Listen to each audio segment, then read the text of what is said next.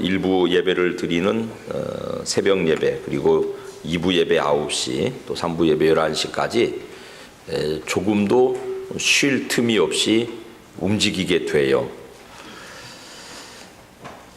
가만히 아침에 생각하니까 난 목사니까 그런데 여기 할렐루야 찬양 대원들, 또 2부 예배에 나와서 어린이 청소년 예배를 준비하는 목자들, 차량 운행하시는 분들, 또 장로 직임을 받아서 그 죄로 남들보다 일찍 나오셔서 헌신하시게 되는 장로님들, 새가족 맡아서 수고하시는 또 여러 봉사자들, 또 이제 일주일 동안 열심히 일하시고 주일은 좀 늦잠도 좀 잤으면 좋겠는데 예배 오느라고 아침부터 서두르시는 모든 분들이 다 나와 갔겠구나. 그래서 예배 자리에 사람 하나가 나와 앉는 것이 그냥 되는 일이 아니고 정말 귀중한 일이로구나. 그러니까 이 예배 자리가 참 귀한 자리로구나, 그런 생각이 들었어요. 옆에 계신 분들과 그렇게 인사 나눕시다. 참 귀한 자리 오셨습니다. 이 귀한 자리 오셨으니까는 잘 잡숫고 가시기를 바랍니다.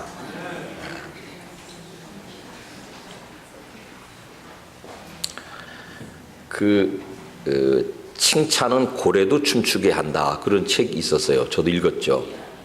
윌리라는 이제 주인공이 나오는데 돌고래 한 마리를 자꾸 칭찬하니까 얘가 아주 굉장한 일을 해내고 마침내 갇혀있는 수족관을 탈출해서 바다로 나간다, 그런 얘기예요. 그 책 전후로 해서 한국 사회에 이 칭찬의 영향력이 좀 과대 포장되어 있다는 것을 어떤 분이 발견해 주었어요.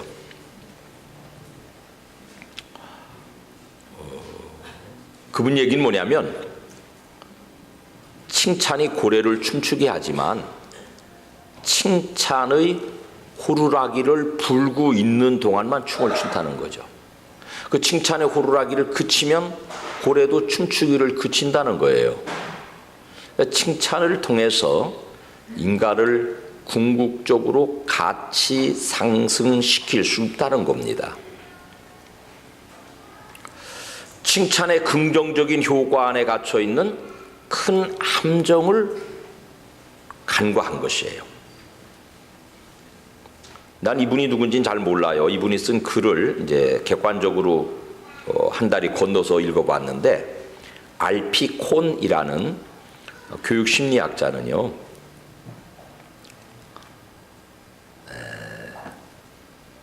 아이들을 키우거나 학교에서 학생들을 가르칠 때에 칭찬이 가져오는 역효과에 대해서 제가 공부하고 생각하고 했던 모든 것을 초월하는 가르침을 주었습니다. 부모가 아이에게 주어야 할 것은 칭찬의 옷을 입은 통제나 평가가 아닙니다. 칭찬받을 기준에 못 미치는 아이까지 있는 그대로 받아들이는 사랑이어야 합니다. 칭찬은 고도로 발달된 통제 수단이지 사랑을 주는 것이 아닙니다. 기가 막힌 말이에요. 더 설명을 길게 드려야 될 말씀이긴 한데, 잘했다고 칭찬받은 사람은 끝까지 칭찬받기 위한 결박을 당한다는 거죠. 근데 그 있는 그대로를 받아주는 사랑, 그 구절을 읽다가 하나님이시다. 우리 하나님은 우리의 어떤 부분을 칭찬하는 분이 아니시고, 칭찬받지 못할 부분들을 있는 그대로 결 따라 성품 따라 그 사람 생긴 모양 그대로를 받아주시는 하나님이시다, 그 점을 발견했습니다. 성경에 나오는 아브라함이나 모세나 바울이나 베드로 같은 사람은요, 신앙의 완성자들이에요. 오늘 우리가 다루는 성결의 신앙을 가진 사람들이에요. 근데 그것은 그 사람들이 스스로 이룬 게 아니고요. 하나님께서 그 사람들을 그렇게 이루어 가셨다는 것을 발견했습니다. 바울은 감옥에 갇혀 있으면서도 사랑하는 성도들 에베소 교회를 향해서 권면하는 내용이 있는데요. 인내와 사랑으로 서로 용납해라. 그 용납에는 인내가 필요하고 사랑이 필요하군요. 이 사랑이 뭐냐면 있는 모습 그대로를 받아들이시는 거. 과일 중에 이쁜 건 사과띠다. 그건 아주 모양이 부장하게 하트 모양으로 그렇게 익어요. 색깔도 이쁘고. 과일 중에 못생긴 거는 뭡디요? 과일 전망신은 누가 시킨답니까? 모과가 시킨답니다. 근데 그놈 잘 익은 거 두어 개 차 안에 넣으면 향이로는 또 그놈을 따라갈 자가 없어요. 그러니까 못생겼어도 향이 좋은 모과이듯이 사람이 사과처럼 얍상하게 이쁘장하게 생긴 사람도 있고 모과처럼 물퉁물퉁 생긴 사람도 있고, 그런데 각각의 기능대로 재능대로 역할이 있듯이 하나님도 생긴 모습을 그대로 수용해 주시는 사랑의 하나님이라는 것을 오늘 전해드리고 싶습니다. 결론을 미리 여러분이 입술로 고백하시기 바랍니다. 하나님이 나를 받아주십니다. 그건 뭐 쉽게 할 수 있는 말씀이에요. 있는 모습 그대로, 그러면 그 속에 내 약점들이 좀 들었을 거예요. 모가로 말하면 좀 울퉁불퉁한 거, 이런 거 좀 들었을 거예요. 하나님은 나를 있는 그대로 받아주십니다. 시작. 내 모습 이대로 주 받으옵소서. 첫째, 아브라함이라는 사람, 창세기 24장 1절에 보면 아브라함의 신앙의 완성도를 말씀하고 있어요. 시작. 아브라함이 나이가 많아 늙었고 여호와께서 그에게 범사의 복을 주셨더라. 범사는 이 세상의 일들과 더불어서 내세의 일을 포함해요. 이 사람은 영원한 생명 얻은 신앙의 완성자예요. 성결의 완성 단계에 이른 성도예요. 그러나 아브라함이라는 모과 하나를 집어들어 보면 얼마나 울퉁불퉁한지 몰라요. 이방인이에요. 갈대아 우르 사람. 아버지는 우상장사예요. 이 사람의 성정은 겁이 많아요. 얼마나 겁이 많으냐면 자기 목숨 부지하려고 각시를 2번이나 팔아먹은 사람. 이 사람은 영적으로 무지해요. 얼마나 무지하냐면 하나님께서 약속의 땅으로 기업으로 약속 주신 가나안 땅을 조카 롯에게 양보할 뻔한 사람. 이 사람 답답하기 이를 데 없어요. 믿음 없어요. 하나님이 너 아들 주마. 그 시간 다 기다리지 못하고 자기가 스스로 이스마엘을 만들어서 하나님의 계획에 방해한 사람이에요. 그런데 소심하고 체념하고 두려워 떠는 사람, 그런 아브라함을 하나님 어떻게 이끌어 가세요? 잘 아시는 말씀 창세기 12장 1절 3절 시작. 여호와께서 아브라함에게 이르시되 너는 너의 고향과 친척과 아버지의 집을 떠나 내가 네게 보여줄 땅으로 가라. 내가 너로 큰 민족을 이루고 내가 복을 주어 내 이름을 창대하게 하리니 너는 복이 될지라. 너를 축복하는 자에게는 내가 복을 내리고 너를 저주하는 자에게는 내가 저주하리니 땅의 모든 족속이 너로 말미암아 복을 얻을 것이라. 고향을 떠나라 그러세요. 우리가 생각할 때 하나님이 가라 그래서 아브라함이 믿음을 가지고 그냥 싸들고 떠난 줄로 착각하는데 그거 아니에요. 얼마나 자상한지 몰라요. 내가 보여주는 땅으로 가. 한 발짝 이쪽으로. 거기는 진 땅이지 이쪽으로. 마른 땅이지 이쪽으로. 한 발짝 한 발짝 인도하세요. 보여주는 땅으로 가라는 건 그런 뜻이에요. 그 다음에 아브라함 겁이 많아요. 보세요. 뭐라고 그러세요? 너를 축복하는 자는 복을 내려주고 너를 저주하는 자는 내가 저주하고 누구든지 너를 방해하면 내가 다 막아줄게. 걱정도 하지 말고 나를 따라와. 아주 자상하게 인도하세요. 그 설명을 듣고 아브라함이 4절에 시작. 이에 아브라함이 여호와의 말씀을 따라갔고 롯도 그와 함께 갔으며. 롯은 하나님이 같이 동행하라고 그러는 상대가 아니에요. 근데 데리고 가요. 왜? 이 사람이 겁이 많고 소심한 사람이에요. 어디 먼 길 낯선 데 갈 때 혼자 가는 것보다 익숙한 친구 같이 가면 좋죠. 이 조카 롯을 데리고 가는 아브라함의 심사가 하나님의 명령을 따라 믿음을 가지고 머리를 도끼 삼고 가는 그런 스타일이 아니에요. 하나님이 주신 길을 가더라도 두려워서 떨며 주의하고 아주 소심하게, 야 삼촌 가는데 너 삼촌이 너 기차표 끊어줄게. 너 서울 가는데 삼촌하고 좀 같이 가면 어떨까? 이런 사람이에요. 그 롯을 데리고 간 거예요. 그런데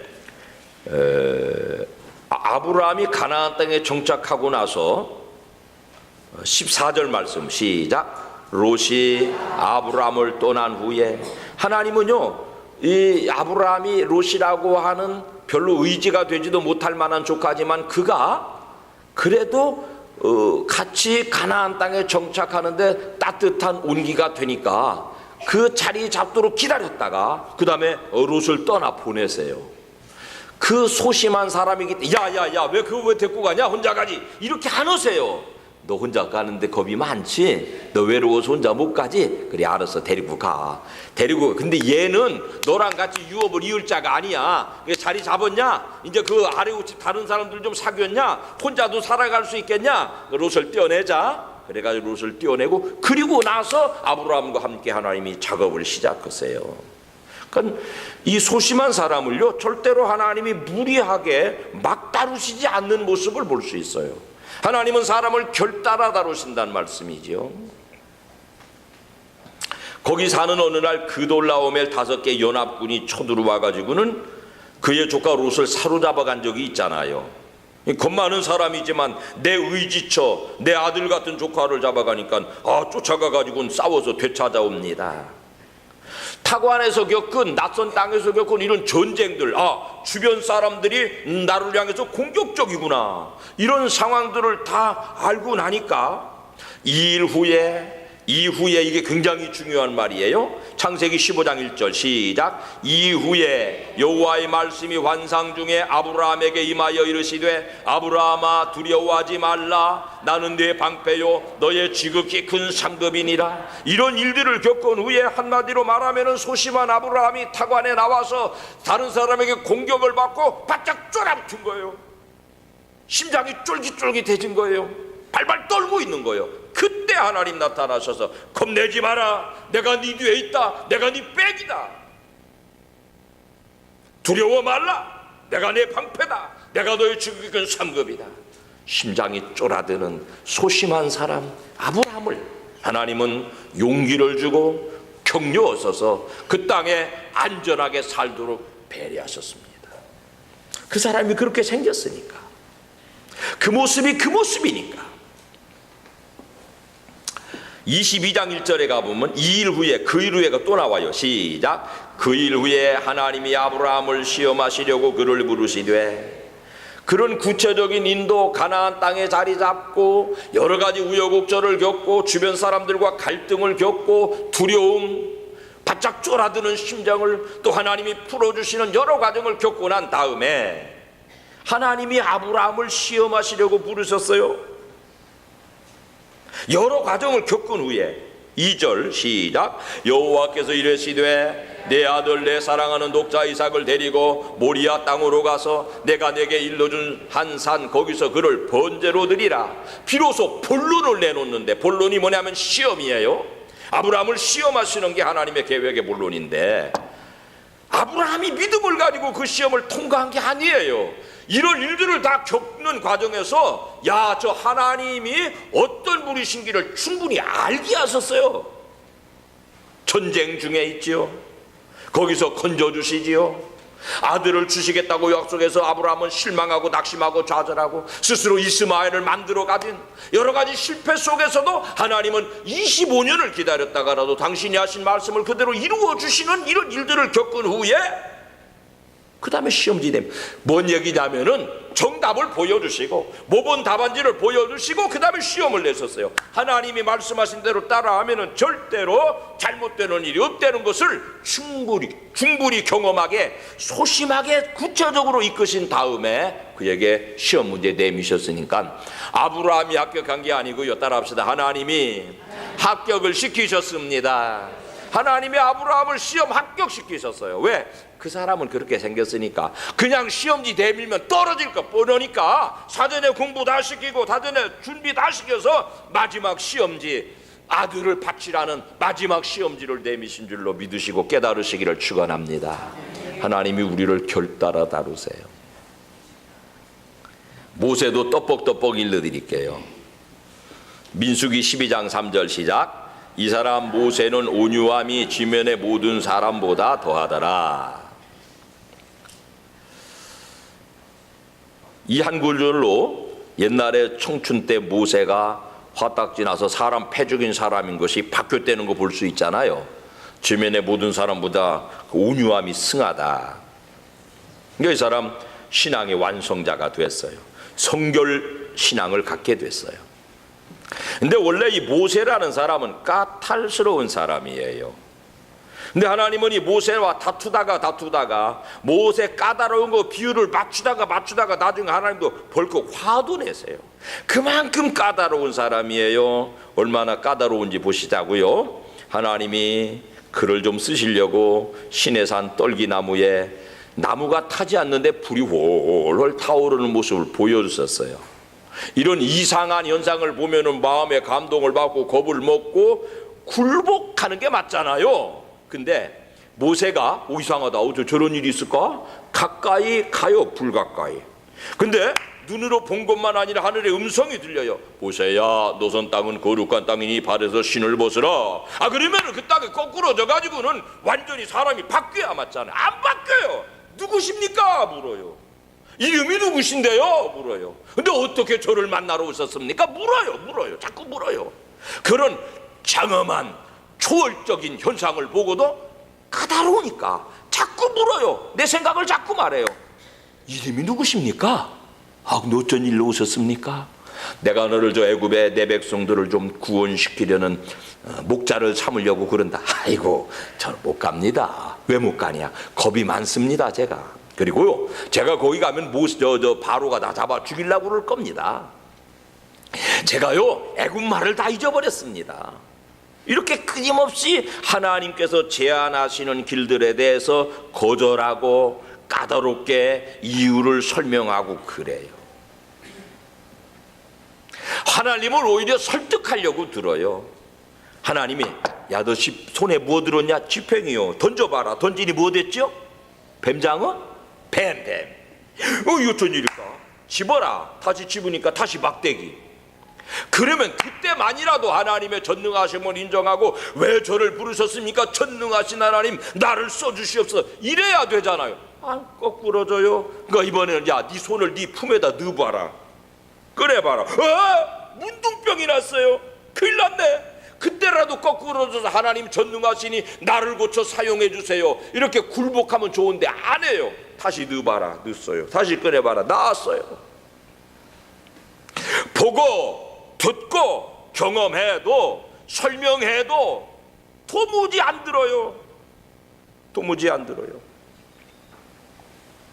출애굽기 4장 13절 시작. 모세가 이르되 오 주여 보낼 만한 자를 보내소서. 끝까지 거절합니다. 14절 시작. 여호와께서 모세를 향하여 노하여 이르시되 하나님도 드디어 화를 내실 만큼이지만 정말 복된 것은 뭐냐면은 그러나 그를 내박치지 않으시고 너 혼자 못하겠냐? 내 형 아론이 있지 않냐? 아론을 붙여주시면서까지 네가 모자라니까 네가 혼자 못한다 그러니까 동역자를 붙여주면서까지 이 사람을 설득하세요. 그리고도 미심쩍어하고 의심하고 그러니까는 17절 시작. 너는 이 지팡이를 손에 잡고 이것으로 이적을 행할지니라.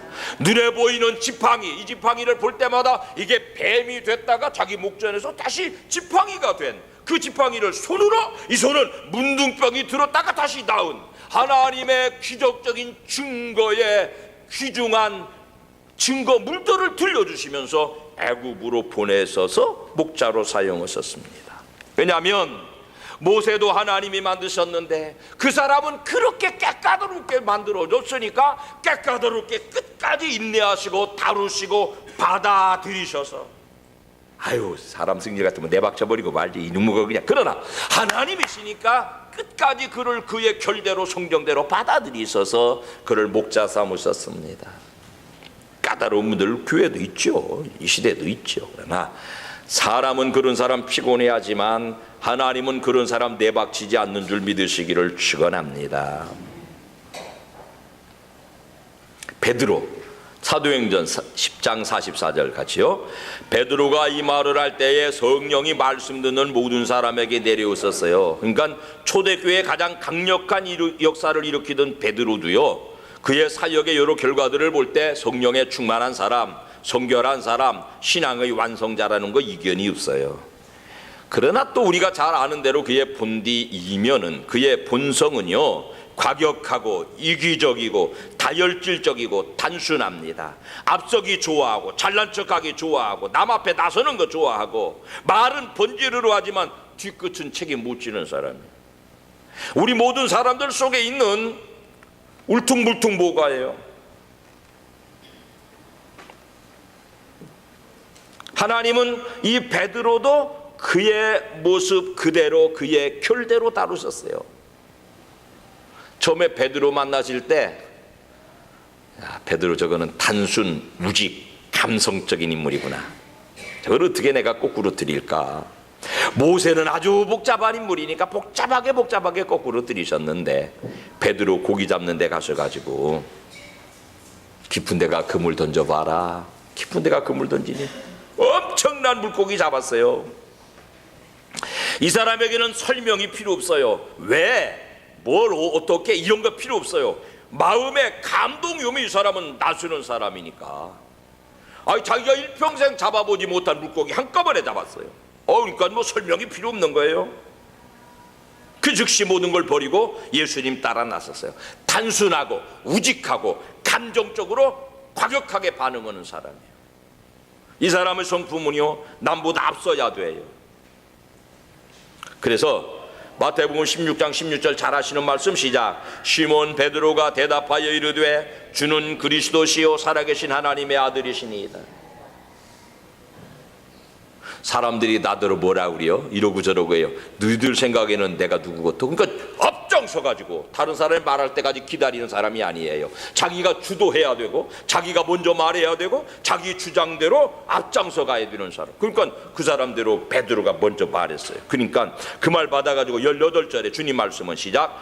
또 내가 내게 이르노니 너는 베드로라. 내가 이 반석 위에 내 교회를 세우리니 음부의 권세가 이기지 못할. 그의 결대로 그의 특징대로 앞장서는 역할을 맡기셨어요. 그의 특징대로 예루살렘 교회를 그에게 맡기셨어요. 이 사람은 어른 되는 거 좋아하고 앞장서는 거 좋아하고 잘난 척하는 거 좋아하고 말하는 거 좋아하고 큰 소리 치는 거 좋아하는 사람이니까 그 결을 따라서 그 사람을 그에게 막 그대로 사명을 주셨어요.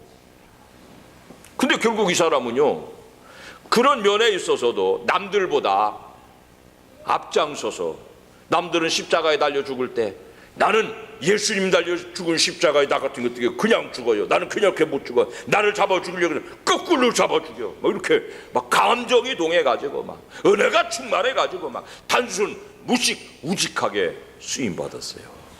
하나님이 그를 그렇게 다루셨어요. 모세를 거꾸로 들이는 것처럼 복잡한 과정을 거치지 않으셨어요. 물고기 몇 박에서 주고 거꾸로 들이셨어요.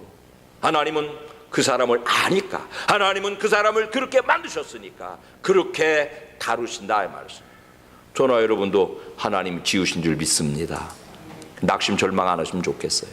하나님 나를 다루어 주시니까요.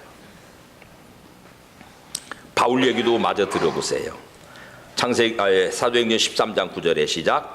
바울이라고 하는 사울이 성령이 충만하여 그를 주목하고 성도들을 반대하고 잡아 죽이려던 이분이 성령 충만한 사역으로 많은 사람들에게 악귀를 쫓아내주고 말씀을 전해주고 병을 고쳐주는 사역을 한 걸 보아서 이 사람도 신앙의 완성도가 높은 사람, 완전한 신앙을 가진 사람, 성결의 성도가 됐습니다. 잘 알지만 이 사람은요 참 중불난 사람이에요. 신앙의 바른 길은 모르고 자기 잘난 맛에 자기 종교, 자기 신앙을 위해서 목숨 거는 열혈 남아요. 이런 사람이 영적인 시한폭탄이 거칠고 사나워요. 10번 죽었다 깨어나도 남 말은 안 들어요. 자기만 옳은 사람.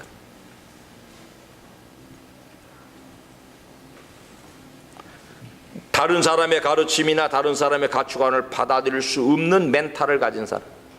10번 죽었다 깨어나도 10사람이 다 둘러서서 당신 그렇게 하면 안 돼요 해도 죽어도 그게 옳다는 사람이 이게 사울이에요. 사울하고 바울하고 뭐가 다르냐면 어떤 사람은 사울이 다메섹에서 변화받아 바울 됐다 그러네. 그거 아니고요. 사울은 유대식 히브리식 이름이고요. 바울은 헬라식 이름이에요. 그러니까 같은 사람을 지칭하는 말이에요. 이 난공불락의 요새입니다. 근데 하나님은요 이 사람도 그 결따라 다루세요. 이 사람이 자기 신념을 따라서 잘못된 자기 신앙을 따라서 예수 믿는 사람 잡아 죽이려고 다메섹으로 가던 중에 하나님이 그를 만지셨어요. 9장 3절 시작. 사울이 길을 가다가 다메섹에 가까이 이르더니 호련히 하늘로부터 빛이 그를 둘러 비추는지라. 그 빛을 보고 거꾸러졌습니다. 눈도 멀어버렸습니다. 귀도 멀어버렸습니다. 남의 손에 이끌려서 다메섹으로 들어갔는데요. 9절 시작. 사흘 동안 보지 못하고 먹지도 못하고 마시지도 아니하니라. 사흘 동안 살아 생명 숨은 쉬지만 죽은 상태로 도무지 안 되는 사람이니까 잡아 죽여버리셨어요. 보지도 못하고 듣지도 못하고 먹지도 못하고 말하지도 못하는 시체를 만들어버리셨어요. 숨은 쉬지만은 인간이 가지고 있는 모든 생명력을 죽여버리셨어요. 왜냐하면 이거는 죽지 않으면 써먹을 수가 없으니까, 죽여버리지 않으면 살려낼 방법이 없으니까, 도무지 남 말 안 들으니까, 죽었다 깨나도 지가 오르니까 잡아 죽여버리셨어요.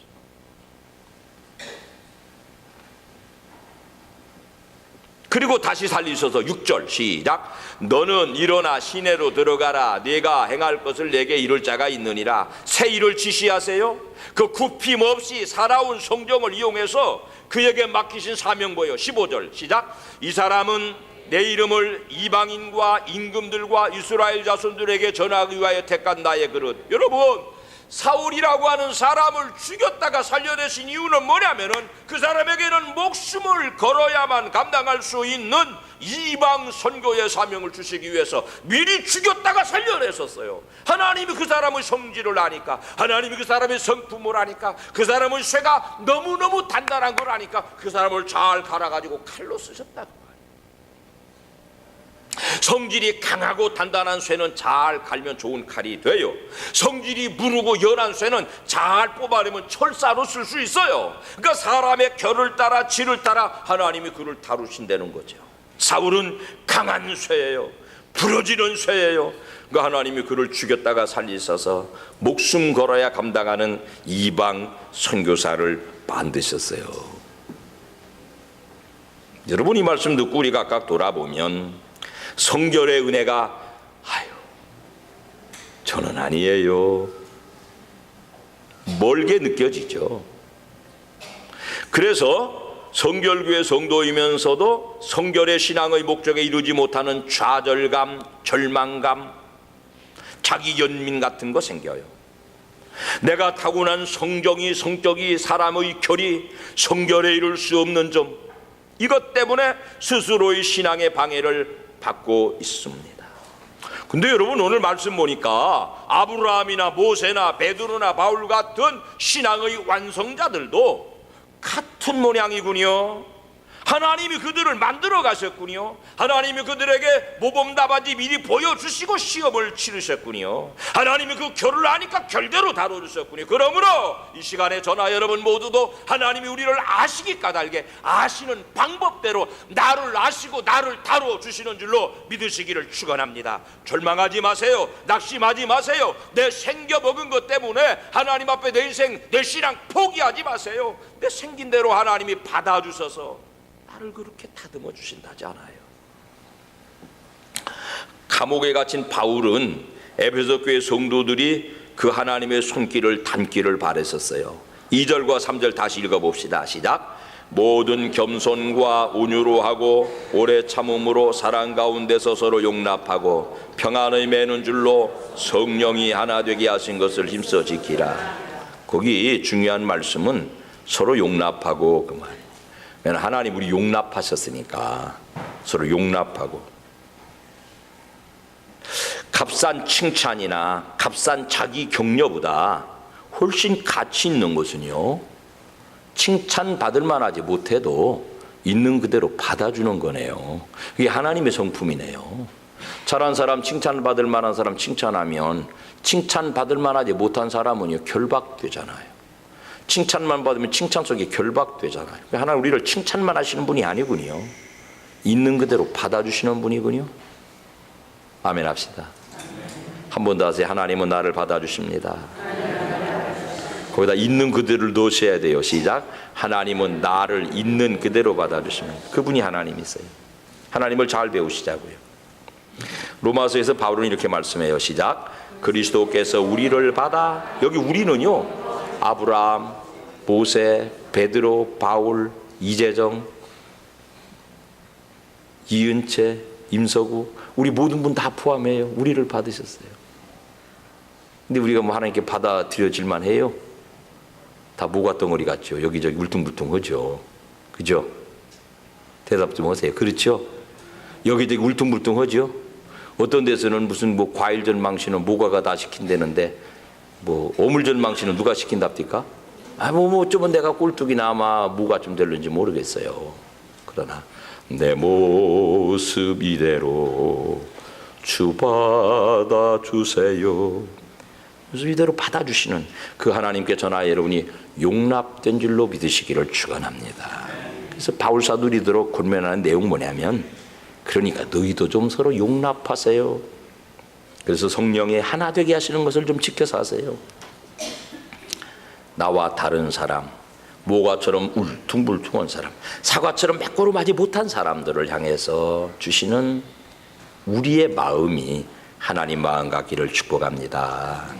약점 가진 사람들, 울퉁불퉁한 사람들, 어디 한 부분 좀 곪고 썩고 그런 사람들, 내가 그런 모습으로 하나님 앞에 받아들여졌으니까 그런 사람들을 받아들이는, 예배 시간에 전화가 오시는 분도 80연세가 된 분은 무죄라고 생각하고 받아주시는, 모든 사람을 향해서 조금 더 우리가 포용력이 있으면 하나님의 교회가 하나님의 성품을 닮아가는 것 되니까. 여기 계신 분들 예배 시간에 전화 온다고 흉보지 마고 80대면 다 그러니까. 내려오신 하나님 아버지, 모과처럼 울퉁불퉁합니다. 모자라는 게 많습니다.